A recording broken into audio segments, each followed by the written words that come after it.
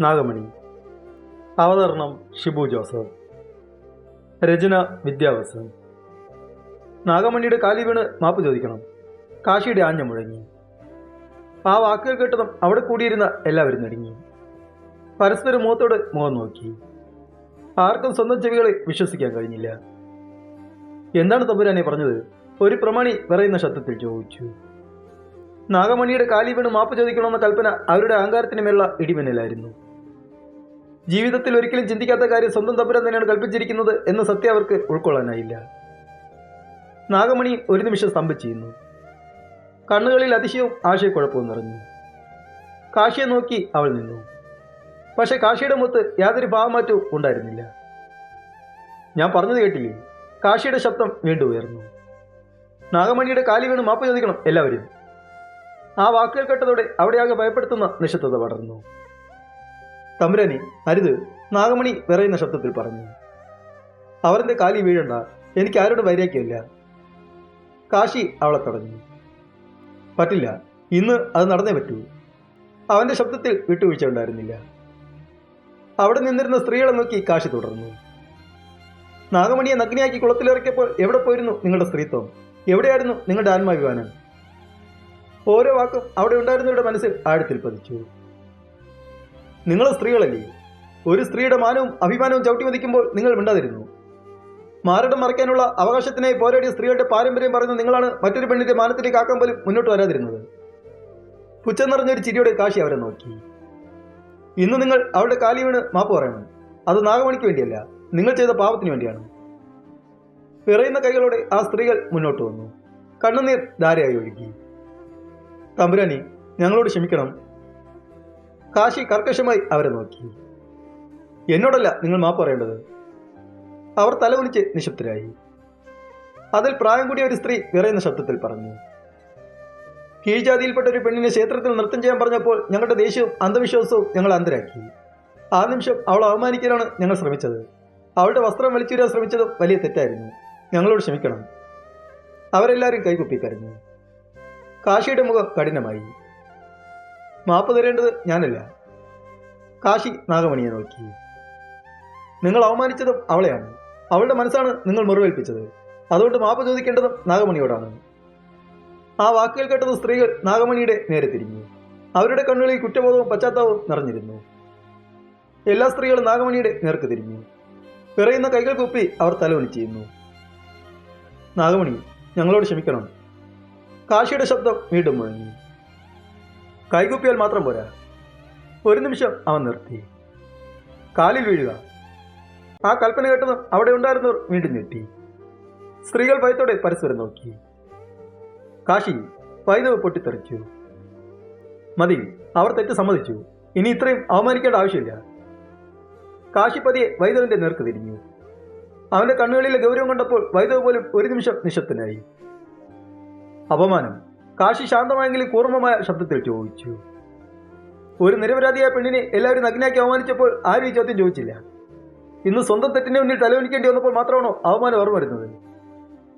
അവിടെയാകെ വീണ്ടും നിശബ്ദത പടർന്നു. കാശിയുടെ വാക്കുകൾക്ക് മറുപടി പറയാൻ ആരുടെയും നാവ് ഭംഗിയില്ല. ഒരാളും ഒന്നും മിണ്ടിയില്ല. ഭാരമേറിയ നിശബ്ദതയിൽ ഓരോ സ്ത്രീയും പതിയെ നാഗമണിയുടെ മുന്നിലേക്ക് നടന്നു. വിറയുന്ന കൈകളോടെ അവർ അവരുടെ കാലിൽ വീണു. ഞങ്ങളോട് ക്ഷമിക്കണം. കരച്ചിലിനിടയിൽ അവരുടെ വാക്കുകൾ മുറിഞ്ഞുപോയി. ആ കാഴ്ച കണ്ട് നാഗമണി സ്തംഭിച്ചിരുന്നു.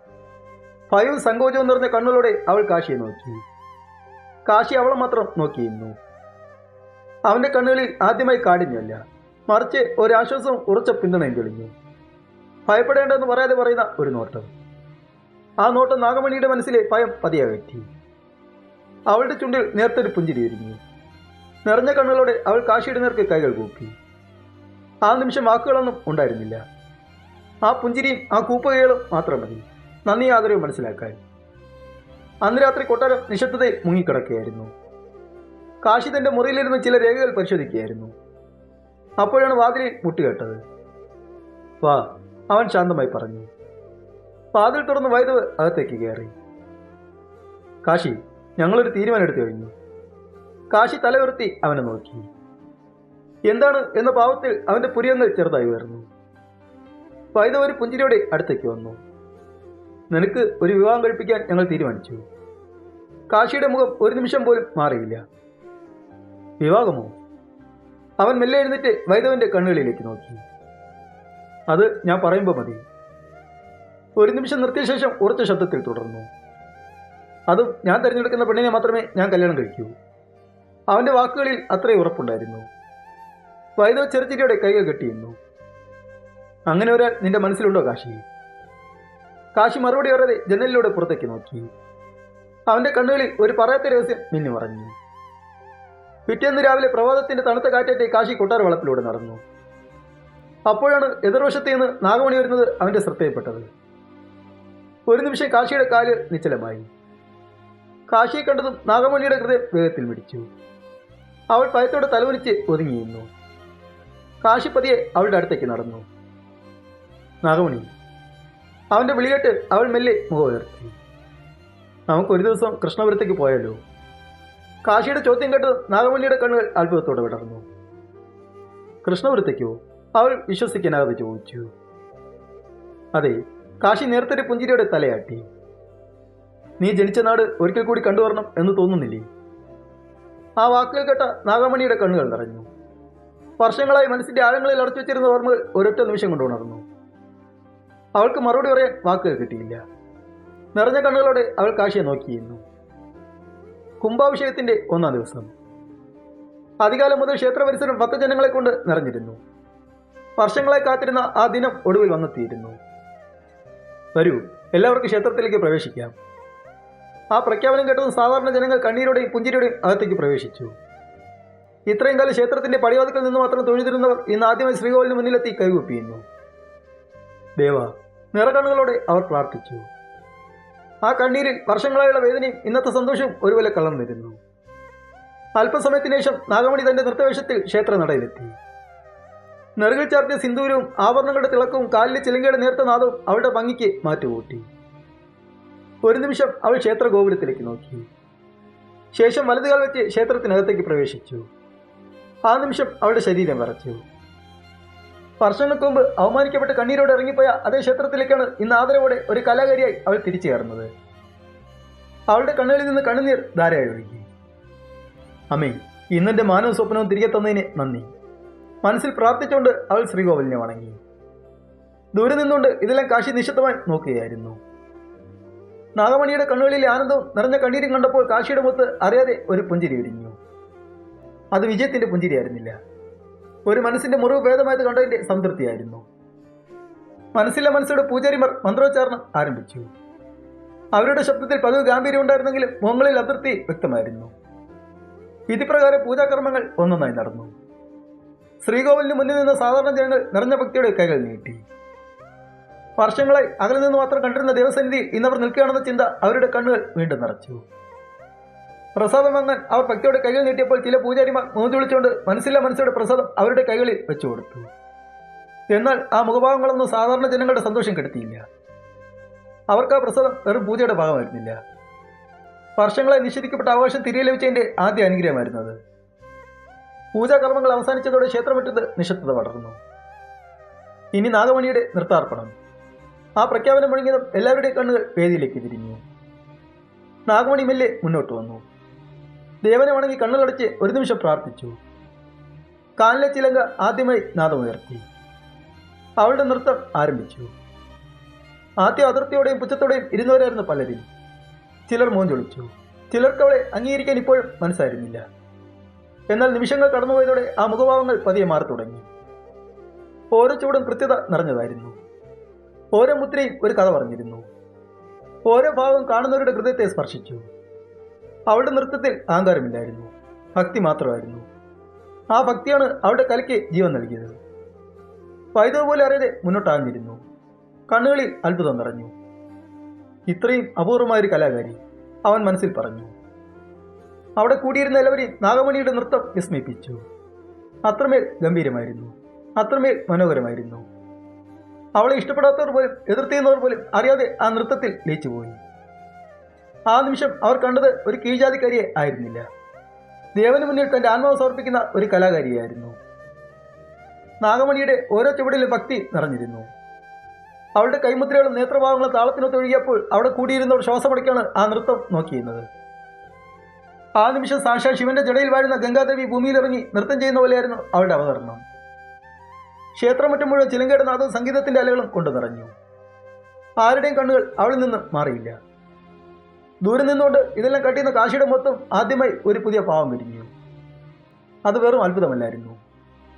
നാഗമണിയുടെ കലാപാഠവത്തോടും ആത്മസമർപ്പണത്തോടും അവന്റെ മനസ്സിൽ ആദ്യമായി ആഴമുള്ള ഒരു മതിപ്പും ആദരവും വിരിഞ്ഞു. ഒരു നിമിഷം പോലും കണ്ണുവയ്ക്കാതെ അവൻ അവളുടെ നൃത്തം നോക്കിയിരുന്നു. അവസാന ചുവടും പൂർത്തിയാക്കി നാഗമണി നിശ്ചലായിരുന്നു. രണ്ട് കൈകളും കുപ്പി ദേവനെ വണങ്ങിയ ശേഷം അവിടെ കൂടിയിരുന്ന എല്ലാവരെയും നോക്കി വിനയത്തോടെ തൊഴുതു. അവളുടെ ശ്വാസം ഇപ്പോഴും വേഗത്തിലായിരുന്നു. ക്ഷേത്രമുറ്റം മുഴുവൻ നിശബ്ദതയിൽ മുങ്ങി. ആരും ഒന്നും പറഞ്ഞില്ല. ആ നിമിഷം നൃത്തത്തിന്റെ മായികതയിൽ നിന്ന് ആരും പൂർണ്ണമായി മുക്തരായിരുന്നില്ല. നാഗമണിയുടെ കണ്ണുകൾ പതിയെ ജനക്കൂട്ടത്തിലൂടെ സഞ്ചരിച്ചു. ചുറ്റും നിശബ്ദത മാത്രം. അവളുടെ ഹൃദയത്തിൽ ഒരു നിമിഷം ആശങ്ക നിറഞ്ഞു. അപ്പോഴാണ് ഒരൊറ്റ കരഘോഷം ആ നിശബ്ദതയെ ഭേദിച്ചത്.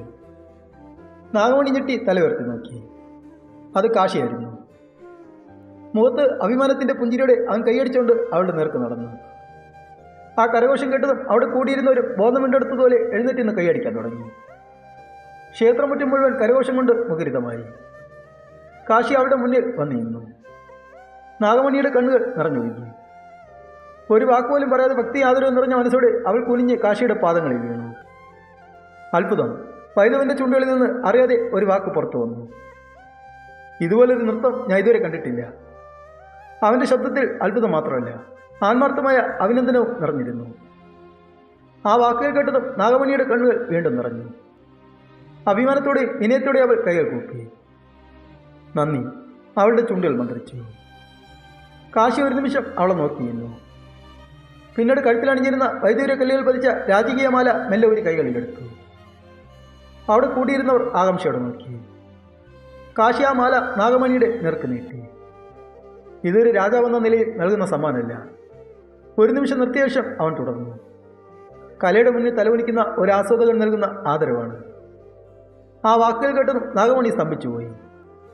വിറയുന്ന കൈകളോടെ അവൾ ആ രാജകീയ സമ്മാനം ഏറ്റുവാങ്ങി. കണ്ണുകളിൽ നിന്നൊഴുകിയ കണ്ണുനീർ അവളുടെ ജീവിതത്തിലെ ഏറ്റവും വലിയ അംഗീകാരത്തിന്റെ സാക്ഷ്യമായി മാറി. ചടങ്ങുകളെല്ലാം അവസാനിച്ച് സന്ധ്യയായപ്പോൾ കൊട്ടാരം വീണ്ടും ശാന്തമായി. സഭാമുറിയിൽ വൈദവ് ഇരിക്കുകയായിരുന്നു. അപ്പോഴാണ് നാഗവർമ്മ അകത്തേക്ക് കടന്നു വന്നത്. വൈദവ്, അവന്റെ ശബ്ദം ഗൗരവമായിരുന്നു. ഒരു കാര്യം ചോദിക്കട്ടെ? ചോദിക്കൂ. നാഗവർമ്മ അവന്റെ മുഖത്തേക്ക് സൂക്ഷിച്ചു നോക്കി. ഇന്ന് ക്ഷേത്രത്തിൽ നടന്നതെല്ലാം കണ്ടപ്പോൾ നിങ്ങൾ കാശിയുടെ വിപ്ലവം അംഗീകരിച്ചോ? ഒരു നിമിഷം മുറിയാകെ നിശബ്ദമായി. വൈദവമില്ലേ എഴുന്നേറ്റു. ഇന്ന് ഞാൻ പ്രശംസിച്ചത് ഒരു കലാകാരിയാണ്. നാഗമണിയുടെ നൃത്തം അസാധാരണമായിരുന്നു. അതിന് ഞാൻ അഭിനന്ദനം നൽകി, അത്രയേ ഉള്ളൂ. അവൻ്റെ മുഖം വീണ്ടും ഗൗരവമായി. പക്ഷേ കാശിയുടെ വിപ്ലവത്തെ ഞാൻ അംഗീകരിച്ചിട്ടില്ല. ഒരു നിമിഷം നിർത്തി അവൻ തുടർന്നു. നൂറ്റാണ്ടുകളായി നിലനിന്ന ആചാരങ്ങൾ ഒരു ദിവസം കൊണ്ട് മാറ്റാൻ പാടില്ല എന്നാണ് എൻ്റെ വിശ്വാസം. കലയെ ഞാൻ ബഹുമാനിക്കും, എന്നാൽ ആചാരങ്ങളെ തകർക്കുന്ന രീതിയെ ഞാൻ ഇപ്പോഴും അംഗീകരിക്കുന്നില്ല. നാഗവർമ്മ മെല്ലെ തലയാട്ടി. അപ്പോൾ നിങ്ങളുടെ നിലപാടിൽ ഇപ്പോഴും മാറ്റമില്ല? ഇല്ല, ഉറച്ച ശബ്ദത്തിൽ വൈദവ് മറുപടി പറഞ്ഞു. എൻ്റെ നിലപാടിൽ മാറ്റമില്ല. അന്ന് രാത്രി സ്വന്തം വീട്ടിലെ ചെറിയ മുറിയിൽ നാഗമണി ഒറ്റയ്ക്കിരുന്നു. അവളുടെ കൈകളിൽ കാശി സമ്മാനമായി നൽകിയ വൈദൂര്യം പതിച്ച രാജകീയ മാല ഉണ്ടായിരുന്നു. നേരത്തെ ഒരു പുഞ്ചിരിയോടെ അവൾ ആ മാലയിലേക്ക് നോക്കി. എൻ്റെ ജീവിതത്തിൽ എനിക്ക് ലഭിച്ച ഏറ്റവും വലിയ അംഗീകാരം. അറിയാതെ അവളുടെ ചുണ്ടുകൾ മന്ത്രിച്ചു. വളരെ സൂക്ഷിച്ചുകൊണ്ട് അവൾ ആ മാല നെഞ്ചോട് ചേർത്ത് പിടിച്ചു. ആ നിമിഷം അവളുടെ മനസ്സിൽ കാശിയുടെ മുഖം തെളിഞ്ഞു വന്നു. അവൻ്റെ ഉറച്ച വാക്കുകൾ, അവൻ നൽകിയ പിന്തുണ, എല്ലാവരുടെയും മുന്നിൽ അവൾക്ക് തിരികെ നൽകിയ ആത്മാഭിമാനം, ഓരോ ഓർമ്മയും അവളുടെ ഹൃദയത്തെ സ്പർശിച്ചുകൊണ്ടിരുന്നു. അവളുടെ ചുണ്ടിൽ അറിയാതെ ഒരു പുഞ്ചിരി വിരിഞ്ഞു. പക്ഷെ അടുത്ത നിമിഷം തന്നെ ആ പുഞ്ചിരി മാഞ്ഞു. അരുത്, അവൾ സ്വയം ശാസിച്ചു. കാശി തമ്പുരാൻ ഒരു രാജവംശത്തിലെ അംഗമാണ്, ഞാനൊരു സാധാരണ സ്ത്രീ. അവൾ കണ്ണുകളടച്ചു. ഇങ്ങനെയുള്ള ചിന്തകൾ എനിക്ക് പാടില്ല, ഒരിക്കലും പാടില്ല. മനസ്സിനെ എത്ര പറഞ്ഞ് മനസ്സിലാക്കാൻ ശ്രമിച്ചിട്ടും അത് വഴങ്ങിയില്ല. മറക്കാൻ ശ്രമിക്കുന്നതോറും കാശിയുടെ മുഖം കൂടുതൽ തെളിമയോടെ മനസ്സിൽ നിറഞ്ഞു വന്നു. അവൻ്റെ പുഞ്ചിരി, അവൻ്റെ ശബ്ദം, അവൻ്റെ കരുതൽ, എല്ലാം അവളുടെ ഓർമ്മകളിൽ വീണ്ടും വീണ്ടും നിറഞ്ഞു. അറിയാതെ തന്നെ കാശി അവളുടെ ഹൃദയത്തിൽ ഒരിടം നേടിയിരുന്നു. ആ സത്യം നാഗമണി നിഷേധിക്കാൻ ശ്രമിച്ചെങ്കിലും അവളുടെ മനസ്സ് അത് അംഗീകരിച്ച് കഴിഞ്ഞിരുന്നു. തുടരും.